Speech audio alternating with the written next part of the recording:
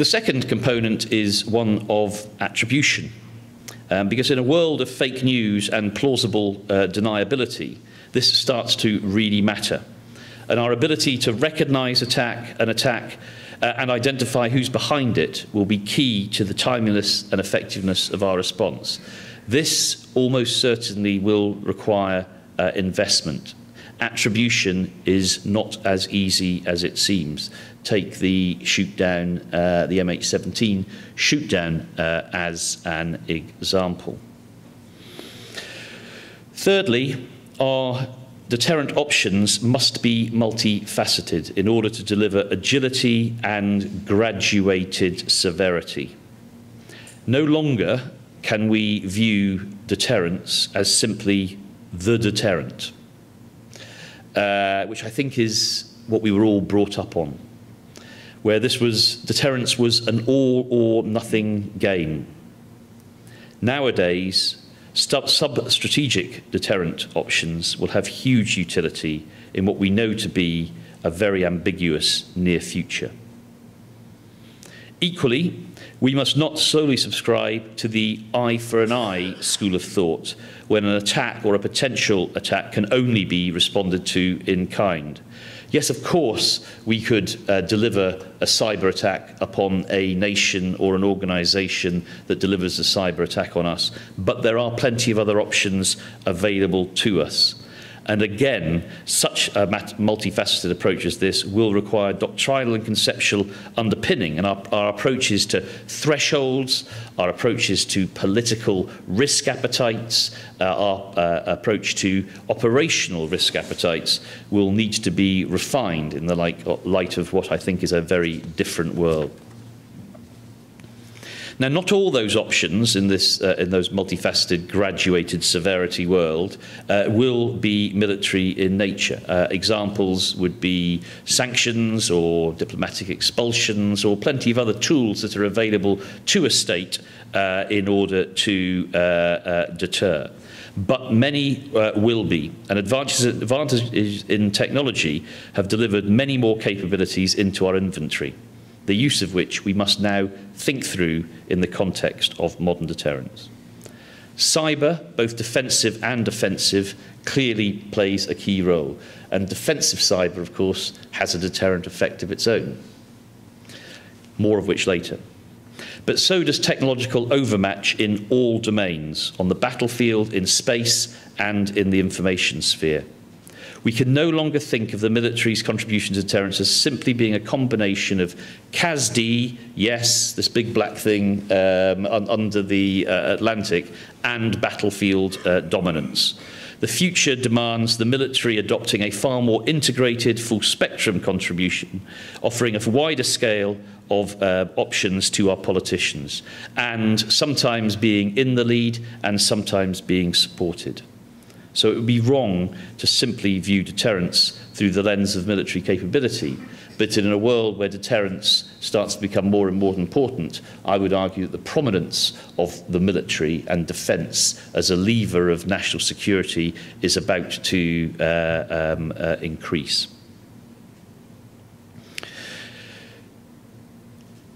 What I want to come to now is to talk a little about the comparative advantage that I believe is necessary in order to deliver that modern deterrence.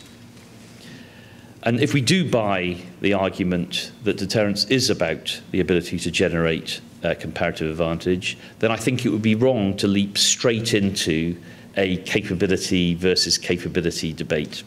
And what I want to do is to talk about some of the systemic qualities that I think any armed force needs if it is to retain its ability to deter.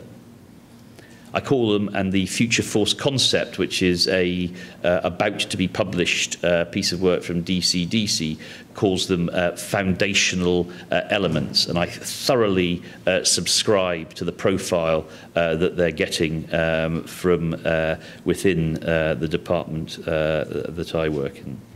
Some are capability orientated, some are organisational, some are internal to us as a military, some are dependent on a wider governmental approach, and some are deeply societal at heart. all share the fact that they are the building blocks of what gives any military, a competitive edge. And they have cross-cutting relevance regardless of the domain or the service. They are foundational essentials without which our military capabilities are commensurately more hollow. And without them, we can't really expect to deter very much at all. I sort of wrote this last week and then read the future force concept, and so what I'm saying is not a rewrite of the future force concept, but I can tell you that much of what I say is consistent with them, and you'll find some terminology changes, but this is how I saw it instinctively, and I was reassured that it sort of mapped reasonably well against the DC-DC work. But I think it's possible to identify 5 foundational principles which, if observed, will deliver the comparative advantage that is central to modern deterrence. The first is that of our resilience, by which I mean our ability to defend against threats and to absorb shocks. And that is an effort that must be configured to withstand against the full array of modern threats. Now, I won't go into detail, but I'll cover some of its principal components. And I will tell you that this is such a strong profile in main building at the moment that we have corralled them functionally under the banner of defending defence, and we are reorganising accordingly to ensure that we're building the maximum amount of coherence from our efforts. As I say, this isn't a totally comprehensive list, but some of the key components are, firstly, our network and systems resilience. We're investing heavily in cyber defence and in the resilience of our systems. We're investing heavily in cyber vulnerability assessments and putting money behind the findings of those vulnerability assessments to improve our security.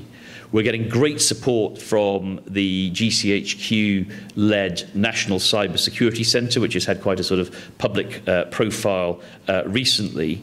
And it's proved to be actually a really successful and timely initiative, which government is entirely bought into, and there is a defence and security sector within it into which we fully plug. And it's a really successful, and as I say, quite timely, because it was set up before some of these really quite substantial attacks that we have faced recently. Of course, protecting to a high level our military networks is non-discretionary, and we continue to scour the defence hinterland, working on the margins and seams to ensure that those outside organisations and entities that plug into defence are as assured and impenetrable as their equipment and capabilities they support. I think that is not particularly good code for defence supply chain, which we believe to be a soft underbelly. As recent events continue to prove, this threat picture is highly fluid and constantly advancing, making this a constant challenge. It's almost the sort of new arms race in terms of cybersecurity, with the ability of those who seek to either disrupt or exploit your information. And it's something which we can neither be complacent nor ever presume total security, regardless of how much energy and effort that we put into it. And I would contend that that is true of any organisation. A second component to resilience is an ability to continue to operate in a degraded environment. Now, here I include both our day-to-day systems, the computers that we turn on in the morning, that if subject to a cyber attack would create considerable disruption, and we are starting to invest more and more on what was, I suppose, rightly called business continuity. But we are taking it seriously. We're doing war gaming. We're actually in the business of turning off parts of our network to see how we can cope in that. But possibly more profoundly important, an ability to continue to operate in a degrading environment when on operations, when on the battlefield, particularly now that our key warfighting capabilities are increasingly software and system reliant. There's no point us spending billions of pounds delivering cutting-edge military capability, delivering unparalleled hard power, if it can be neutralised by a 15-year-old state-sponsored hacker exploiting vulnerability in its support software. And there are some horror stories out there, some of which you may know. Now, we've moved, I think, from the unknown space into the known unknown space in recent years as we understand the threats better and we're allocating the right resource to protect the things that we hold most dear. And we're also, as I said, working through our TTPs, tactics, techniques and procedures, to ensure that we can get back into the fight or get back to business as soon as possible after an attack, and trying to remain ahead of the next one. Mass matters in resilience terms, and quantity, I don't know who said this, so I should have looked it up. Quantity has a quality of its own. And however sophisticated our technology becomes, we will never completely circumvent the inherent military value of mass. And in a world where we can afford fewer and fewer, more and more expensive platforms, I think there is a balance here to which I will return. This also places a premium on our ability to reconstitute and to regenerate. And again, the nation that can demonstrate an effective methodology in doing that has a strong deterrent card to play. And our reserves and our whole force concept is at the heart of that. It's also worth, I think, in recognising that we're not culturally, societally or industrially configured to deliver that reconstitution and regeneration. It is worth touching on the part played by defence industry, which must continue to deliver a key role in ensuring competitive advantage for our military, or there won't be a military for the defence industry to support. And I would argue that this partnership is something which is ever more important as the threats and the severity of getting it wrong, the impact of getting it wrong grows. That is a reality that we need to face in the next 10 to 15 years, and the sooner we grapple with it, the better. I don't want to get into the hugely political issue of the virtues of sovereign defence industry. But in today's world, where we are increasingly dependent on contractualised support and just-in-time logistics, we have to have a serious conversation with industry about assured support and lead times that will deliver the agility that the future force demands in the environment that it might be expected to fight. It was relatively easy to assure for the type of expeditionary operation we've become used to. But how would we cope? How will we cope if something occurs on a much larger scale in geography, intensity, or concurrency? So that's resilience. The second defining characteristic to which defence should aspire is affordability. Affordability is much more than going to your political masters and saying we need more money. Affordability is a responsibility upon an armed force, upon a defence community, to ensure that the right sort of balanced capability can be afforded by the nation. There are challenges. Divergent threats and rising costs of both people, kit and readiness is making defence affordability an issue of strategic importance. This is not just something that the UK is feeling. This is something that even the wealthiest nations, including the US, are struggling to cope with rising capital costs and the costs of maintaining readiness. Now, clearly a part of this is us driving out inefficiency in defence as much as we can. And we all know that there is still inefficiency Out there, there are still efficiencies that we can yet find. They're hard, and they're increasingly hard to get at, but without ruthless pursuit of them, then frankly our pleas for more money will fall on stony ground. Defence industry plays a part here too. I am not an expert in this, but I do know that defence industry inflation is significantly higher than the national rate of inflation. And going back to this point of a sort of existential partnership, I think that's something that we must tackle together. We need to get better at the avoidance of requirements creep. We need to be better at accepting off-the-shelf capability. We need to be prepared to get the balance right between high-end capability and less expensive, less bespoke systems that can deliver the drumbeat of military activity around the world and contribute to our resilience at the same time.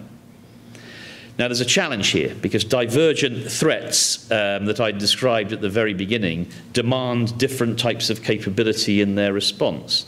And what's rather annoying is that there is limited overlap between the types of capabilities that one needs for a pacing competitor and the types of capabilities that one needs for upstream prevent. The latter requires low survivability, low lethality, ubiquity, presence, engagement.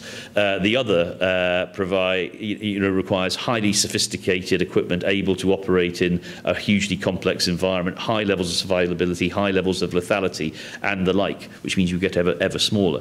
There is a question about whether that old adage of design your military for the worst case and you can deal with everything that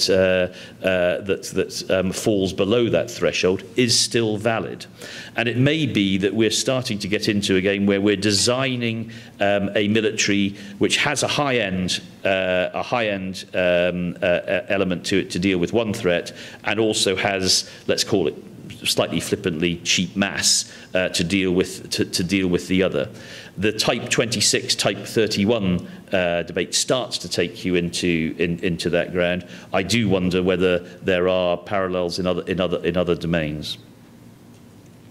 The third foundational element, which is central to any military that seeks competitive advantage, is, and good old Sydney got this right, to enable a culture of innovation and continuous experimentation that allows us to turn ideas into actions and capabilities quicker than our potential adversary. And again, what a deterrent effect. Who would have a go at a country that demonstrably can adapt quicker than you, can get capabilities into the field quicker than you? Having an innovative, constant refreshing culture is key to this. And it will not only be of deterrent value, but drive a healthy agility and a modern edge into our ways of working. And we're trying to make innovation a more instinctive response, and we're trying to adapt our processes and cultures accordingly. We need, as I said earlier, to transition from research and development into capability quicker than we do. And we need to be less wary of failure. I know you've heard that before. I have heard it before, but I do think that we are starting. You know, there's a drive and a culture developing, and we're bringing the right people in to take that forward. Where I hope you will start seeing some change. And the recently announced MOD Innovation Fund with associated structures, I hope that the industrialists in the audience will know what that is. Attempts to get after it, and I commend it to you. And I'm not, by the way, talking about innovation in its broadest sense. It's not just about staying ahead of the technology curve. It's about modernising our ways of working to make it more effective, and we are investing research and development in this. It's after getting after our affordability challenge. Investing to make yourself affordable. The fourth quality is that of the ability to attract and retain a skilled workforce. With a demographic that works against us, a national STEM skills shortage driving an ever more competitive labour market, they've spelt it LBOR here, by the way, just to dig at my team here, that's very American, and a growing requirement both in quantity and quality, this might actually just be our greatest challenge of all. And to me, as Vice Chief, that's how it feels. Because unless we are able to attract the widest range of people from the entirety of our society, rather than from our traditional recruiting pool of young white men, then we will be presiding over the world's greatest military museum in the 2025. It's just the sums, the recruiting, the skills just simply do not add up. And we have to take this challenge seriously. We have to recruit more women. We have to be understood by and then recruit more from our ethnic minority workforce. We have to be competitive in the skills market. Because if we don't, we won't be able to operate the capabilities that we're building. And there have already been examples of submarines not being able to sail because a chief petty officer mum died. You know. I'm running behind time, so I won't go over all the various parts of our people portfolio that gets after that, but I would say that the whole force concept does start to matter, and the fluidity of the workforce, particularly in key skill shortage areas, is something we're very keen to explore.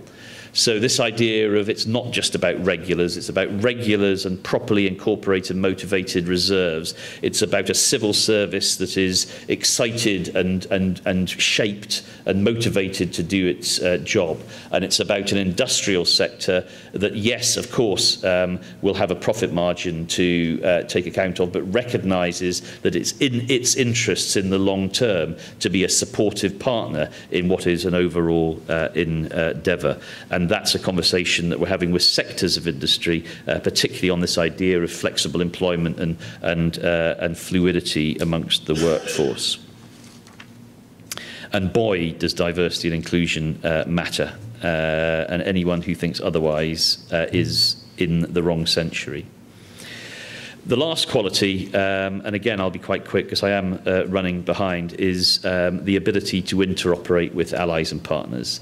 It's a reasonably easy to say phrase, but it is really, really important, and we need to be configured around interoperability. That means that NATO interoperability needs to drive the configuration of our systems, and we sometimes in certain areas need to be a rather less national in our outlook and rather less bespoke in our outlook, particularly as the affordability challenge that is upon everyone will mean that burden sharing will become more and more of a reality into the future.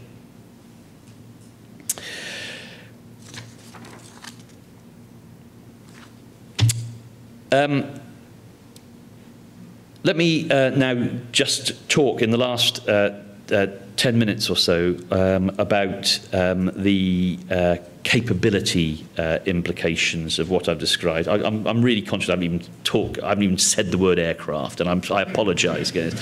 And that's all very sort of foundational. But I do really believe that that's where, from a strategic level, we need to focus, because we could focus on capabilities, we could focus on Joint Force 2025 as a series of equipments that we're bringing into service and have really pretty Gantt charts. But unless we get that contextual, foundational stuff right, then we're not ready for the 2020s.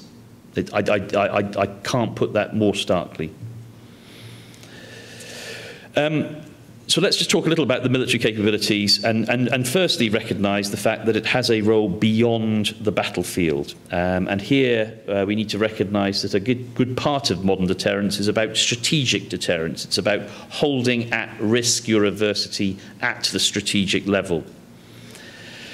And the comparative ubiquity of information brings into play this key trait, which many of you will describe as strategic compression. What I'm not talking about is the long screwdriver from Whitehall, from Brussels, or from anywhere else. That's just a reality of life. It's a more prominent reality of life given access to information, but it has gone on in some form or other for decades.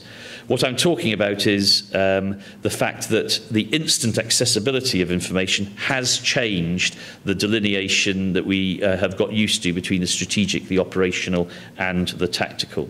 The fact that one can create an information effect in any part of the world from any part of the world means that that delineation is more blurred than ever. Strategy is now increasingly sensitive to tactical actions and the opinions of local, regional, and global audiences. Nations or organisations can no longer set the strategic ends and means and then simply delegate the execution. And some capabilities and effects, including many military tools, will inevitably be controlled, coordinated, and delivered by the strategic level, particularly where spillage risks of delegation are seen as too great, or where the impact of their use is seen as too significant. Now, an obvious example is decisions surrounding the use of nuclear weapons, but I expect this bracket to increase, to encompass other capabilities whose impact would be fully strategic if used. Certain offensive cyber capabilities would fall into this category.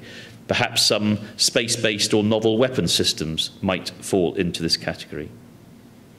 And therefore, this idea that the strategic sets the ends and the means and delegates to a forward-based commander or to a commander the use of all these assets, I don't think is valid. And how one coordinates and coheres as effectively between the various levels is a challenge which, frankly, I don't think we have yet fully confronted.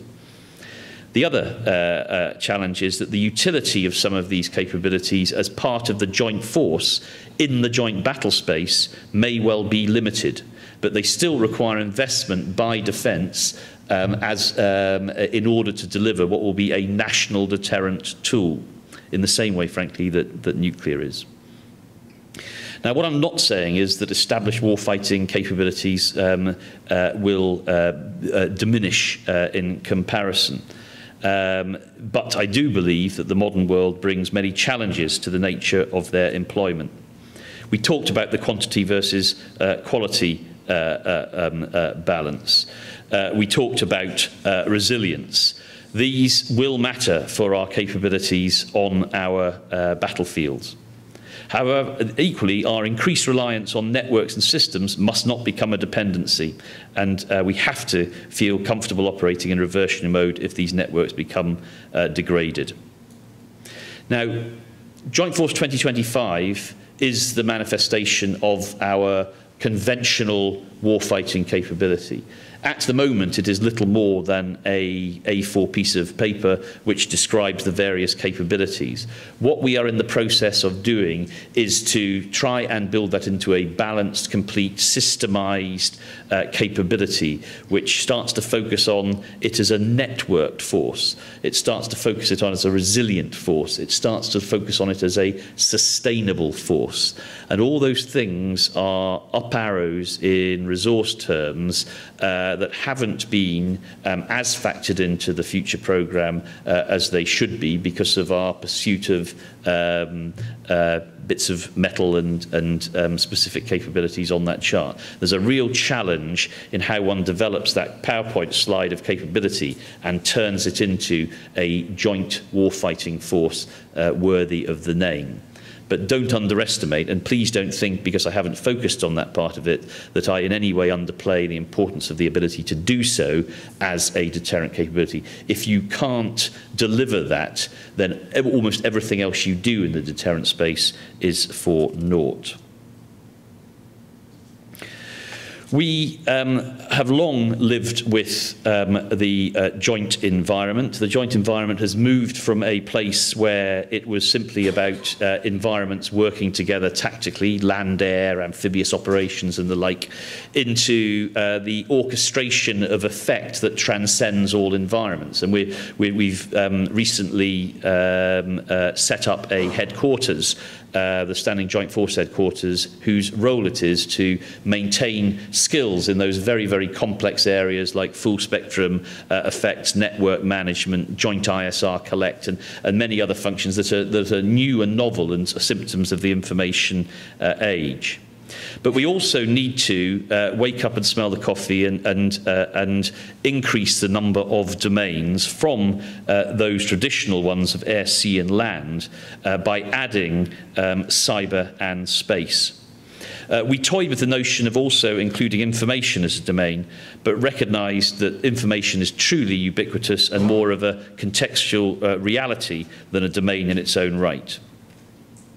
What we're essentially doing by expanding domains into cyber and space is recognising that, the joint battle space has expanded beyond the physical. Perhaps we've got there a little late, but we are there now.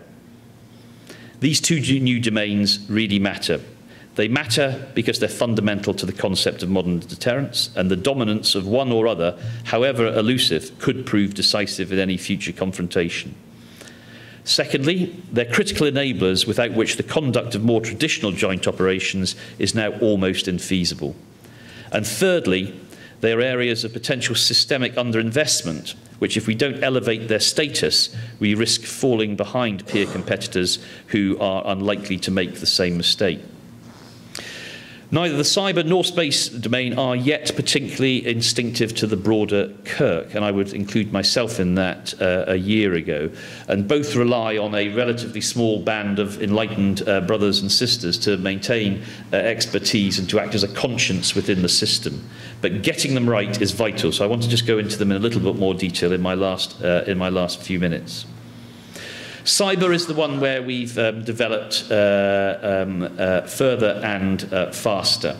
Recent and increasingly common high-profile cyber incidents have heightened its profile, and now every public and private sector is taking its cybersecurity seriously and investing accordingly. As I've said earlier, we've been on this case for a while, but I would not want that interpreted as either complacency or undue confidence. Defence systems are an attractive target, and although we take cybersecurity seriously and do all we can to prevent penetration or disruption, it would be foolhardy to boast immunity. And we talked about the soft underbelly of the defence supply chain, and we're working with industry hard to look to assess the vulnerability there and minimise the risk. Offensive cyber is more specialised business. It's obviously an area that we're working very closely with GCHQ, and it's an area where we can say less about for the obvious reasons. But we are working hard to develop offensive cyber as a deterrent capability, and we're developing processes and doctrine across government for its use. It's complex, it's quite exciting, and it's got profound implications for deterrence and for the conduct of military operations.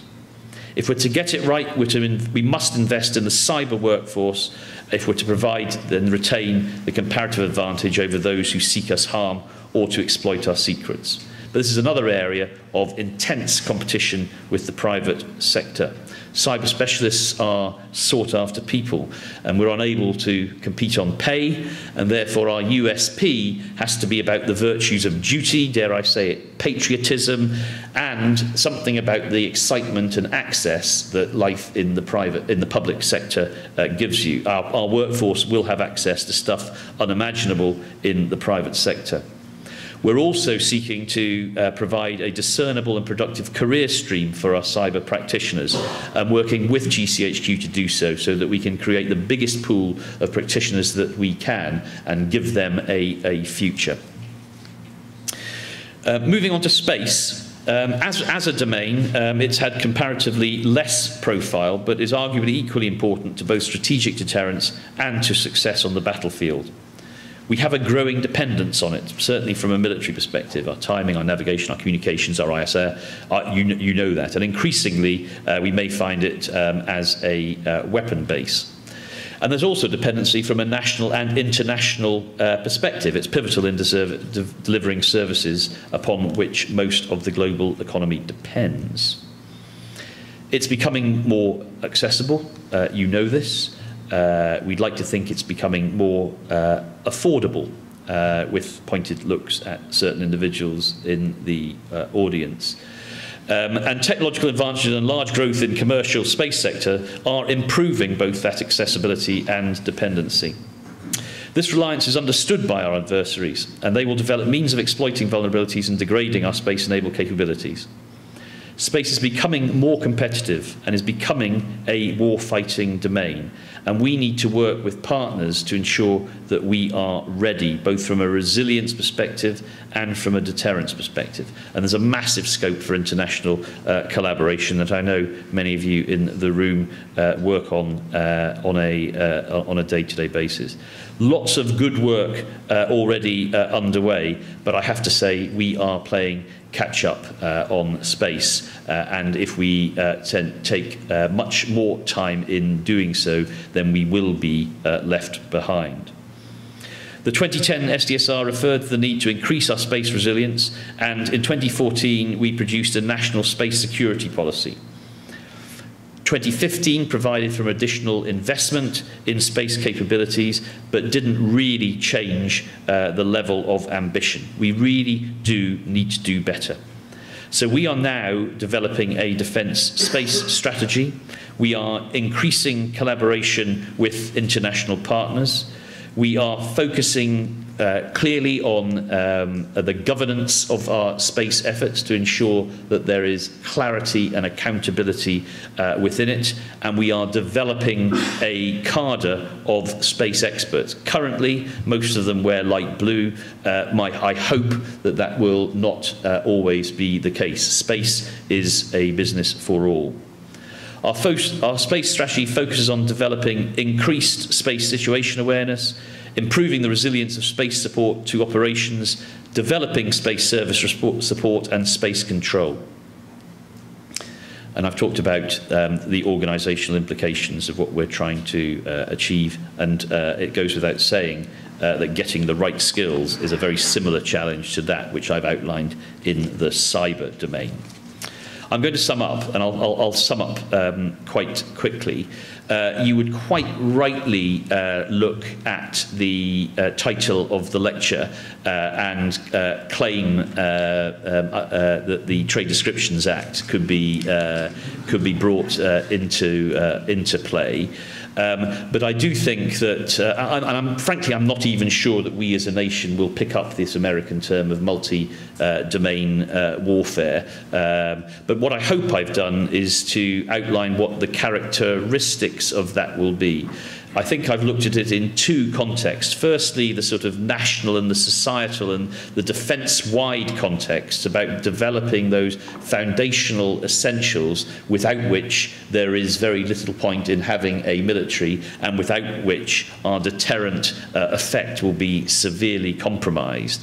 And I've touched a little bit less and a little bit quicker perhaps on the capabilities that one would expect to feel both in pursuit of modern deterrence and in pursuit of developing a joint, a modern joint war-fighting force, and how we are adapting and modernising to include new domains.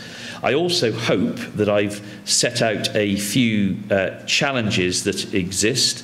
I would not pretend that I have, or defence has all the answers to those challenges. And I just go back, given the sort of relatively eclectic nature of the audience, that this idea of defence more at the heart of national security, this idea of a whole force with all elements of that whole force viewing themselves as a partnership to common ends, and this idea idea, and I'm now definitely getting too grand, this idea of defence being better understood by the society and better and represent better the society that it purports to protect and defend in a more profound way, I think is the direction of travel. And I think without it, we will find ourselves disadvantaged against other nations who have that more instinctively as part of their DNA.